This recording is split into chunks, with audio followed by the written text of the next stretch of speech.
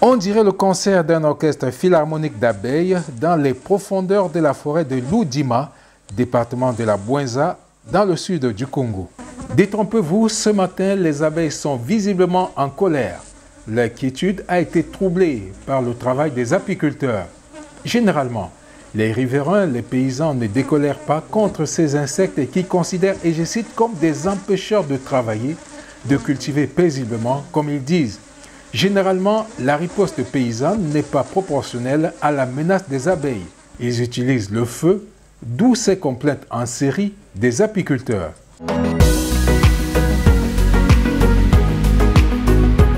Si les populations de Loudima pensent que nous avons fait quitter les abeilles à Pointe-Noire pour venir les tuer, pour les empêcher de faire leur champ, c'est archi-faux. C'est un problème de haine et de jalousie. Il y a d'autres qui font consciemment pendant la saison sèche. D'autres qui défichent les champs, ils mettent le feu. Et puis le feu traverse aussi, ça arrive parfois dans nos sites. De l'ignorance réagissent les apiculteurs qui n'ont cesse de relever que c'est grâce aux abeilles, notamment, que nous devons assurer la sécurité alimentaire et la dynamique de la croissance de la forêt dans le bassin du Congo, entre autres régions. Sans abeilles, pas de forêt, pas de nourriture. On en parlera pour que non le manioc, 4 ans après, et nous allons disparaître comme des mouches. Chaque espèce végétale comme animale a besoin de s'accoupler pour se multiplier. Les plantes en général ont deux organes, les organes mâles et les organes femelles. Les organes mâles, c'est les étamines, et les organes femelles, c'est le pistil. Pour que l'étamine passe au pistil pour féconder, il faut un agent. Cet agent, c'est l'abeille. L'abeille contribue à plus de 80% à la pollinisation des plantes à fleurs. Sans les abeilles, beaucoup de plantes vont fleurir et ne porteront jamais de fruits. Et s'ils ne portent pas de fruits, ça veut dire que la régénération des arbres est compromise en général. L'apiculture contribue à très grande échelle la protection de l'environnement. L'abeille fait un très grand travail pour l'humanité en général. Sans elle, on n'aurait pas à manger, les plantes, les forêts n'existeraient pas. Et si la forêt n'existe pas, même l'oxygène va se raréfier. Et vraiment, ce serait la mort de l'humanité en général. L'apiculture apporte beaucoup de choses dans la vie de l'homme. À travers l'apiculture, je protège l'environnement. Elle contribue énormément à la biodiversité. Le monde entier a besoin des abeilles. Les gens coupent les arbres, mais par contre, à travers l'apiculture moderne, on ne détruit pas la forêt ni couper les arbres. Bien au contraire, nous protégeons la forêt.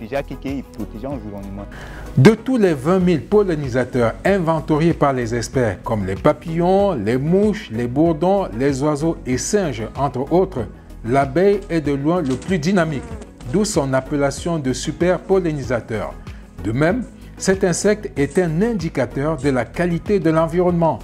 L'abeille ne s'accommode pas de pollution.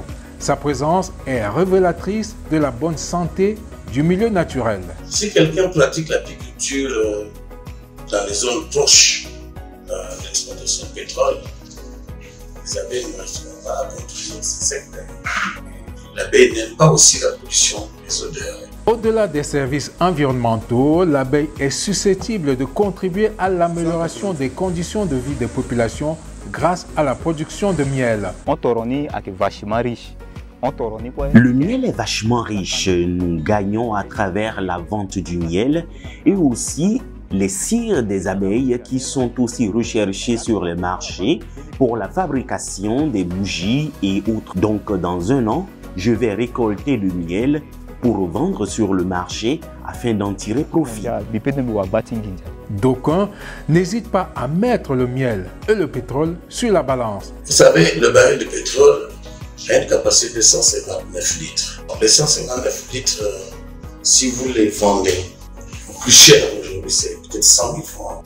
Mais si vous mettez 159 litres de miel dans un baril, et vous le vendez même au plus petit, plus de 5 000, vous savez ce que ça fait, ça fait 7 fois,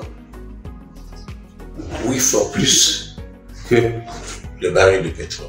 L'apithérapie, ça veut dire que le soin avec les produits de la ruche est en passe de devenir une grande branche de la médecine.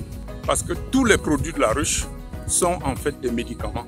En commençant par le miel qui a 70% médicaments et 30% aliments seulement. Nous avons la propolis qui est un antibiotique, antiviral, antifongique et ainsi de suite. Nous avons la cire qui participe beaucoup à la fabrication des produits de beauté, des cierges, les masques, ainsi de suite. Nous avons le pollen qui décuple la mémoire. Nous avons la grande gelée royale qui renforce les défenses de l'organisme. Le venin d'abeille est un produit qu'on venait de découvrir. Il y a déjà des machines pour stimuler l'abeille pour qu'elle produise son venin. Ce venin, on l'utilise pour traiter la sclérose en plaques et surtout les rhumatismes.